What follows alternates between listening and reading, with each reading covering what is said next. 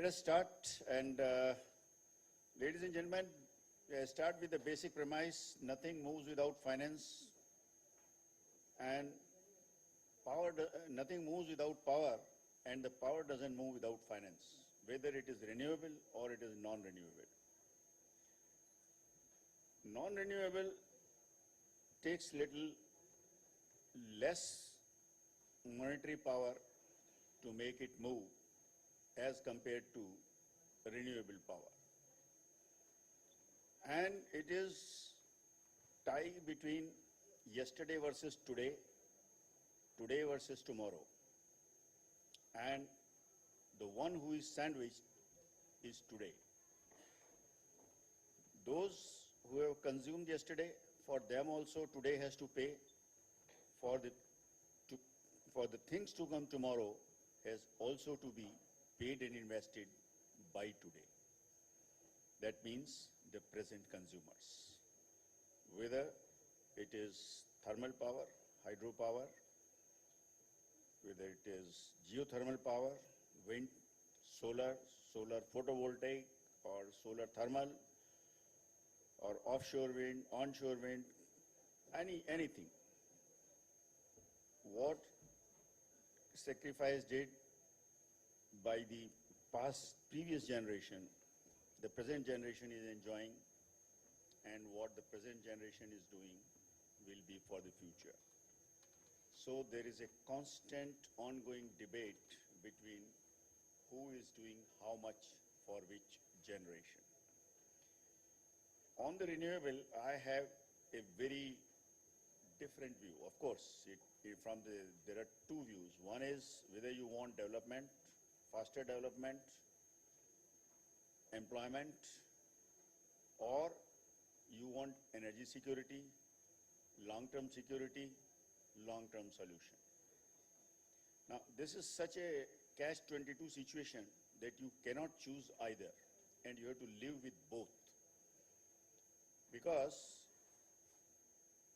renewable energy, especially this solar photovoltaic, is an insurance for future. That means in the long run, the operational cost is very low. There are no rotating parts. The O&M is very low. But initial cost originally was very high. Now it has substantially come down. So there are PPAs which were signed at 16 rupees, 14 rupees, 12 rupees per unit for a period of 25 years, 15 years, 10 years. So at that time, there used to be a debate and a question that yes, I am buying an insurance for the future, but at what cost?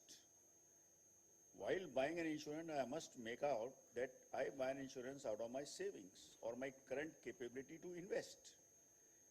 And if I have to starve to invest, then maybe I may not exist to reap the benefits of what I invest today if I starve. So there is an opportunity cost of investment in renewable energy. Today, when we are looking at 2 years back, the 2.5 rupee power, 3 rupee power, thanks to the AT&C losses of the various distribution companies, had the AT&C losses not been there, the thermal power still would have been cheap. And but for the courtesies of the environmentalists, the hydropower has also gone through the ceiling. Otherwise, the manufacturing was reasonably competitive with low labor cost, low energy cost. Once we introduce renewable energy into industrial domain, the energy cost goes up. And this increase in energy cost affects cost of production, competitiveness, exports, income, employment, and on the whole, the pace of economic development. So a balance has to be struck between the two. How much of based on the fossil fuel and how much on the renewable. America criticizes everybody else the most, but they still have 40% power generation based on coal alone, not to speak of oil and gas. So the coal is something like a cigarette which you feel it is bad, it is harmful, it is going to cause cancer, but still people smoke, they use, they pay for it, and they use it, irrespective of the price that the government may increase. So same is the case here in the energy. One has to have a mix of the fossil fuel as well as the renewable. Within renewable, one has to see the commercial viability. Commercial viability is dependent on the financing cost, maintenance cost, and the capital cost. Capital cost is dependent on the financing cost. Financing cost is dependent on the interest rate regime, the instrument that you choose, the maturity that you choose, the source of funding that you choose, and the structure that you choose. Whether it is a vanilla structure, whether it is a interest structure, whether it is a what you call as a green bond, whether it is a infrastructure bond. So this is a whole range of spectrum which, when put into a matrix and analyzed, gives you what should be the optimum mix of the various instruments, and within one instrument the various conditionalities which determine the door-to-door maturity and the cost, and last but not the least, the risk premium attached with the revenue flow, because the quality of revenue flow is a very important factor in determining the cost of financing. And here, most of the buyers of this renewable energy are the DISCOMs of the state governments, in the state governments, all virtually state-owned. At some places there may be private distribution pockets, but by and large there are no second private licenses in any big way. So that has a very severe impact on the cost of funding, cost of borrowing.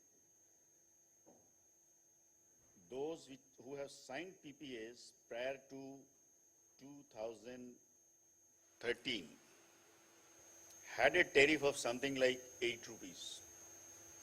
And in that 8 rupees, the 4.5 rupee was to be paid by the consumer and 3.5 rupee was to be subsidized by the government.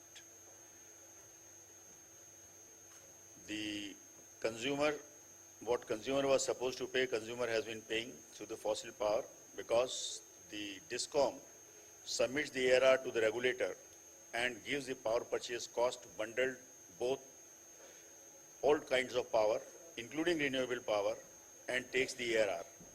At the end of the year, when one reviews the renewable purchase obligation, one finds that all the funds have been exhausted on the purchase of conventional power, and hardly anything has been spent on the purchase of renewable power.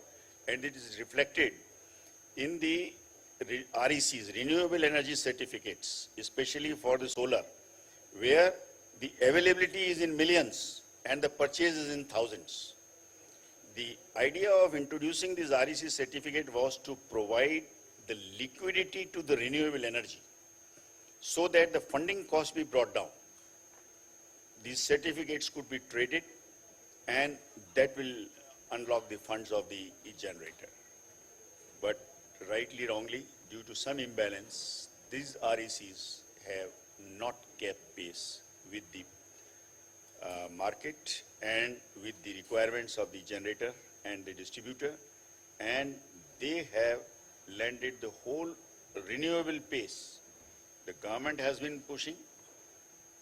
There are companies which have been trying to put renewable plants, but the basic fact remains that the actual generation and the payment for generation and the payment of the gap between what is the tariff for which PPA has been signed and what is available in the regulator's retail tariff order for the year. This remains a question, and all these factors taken together affect your cost of funding, your rate of interest, your sources, your instruments, and in totality, the growth and the pace of growth of the renewable energy.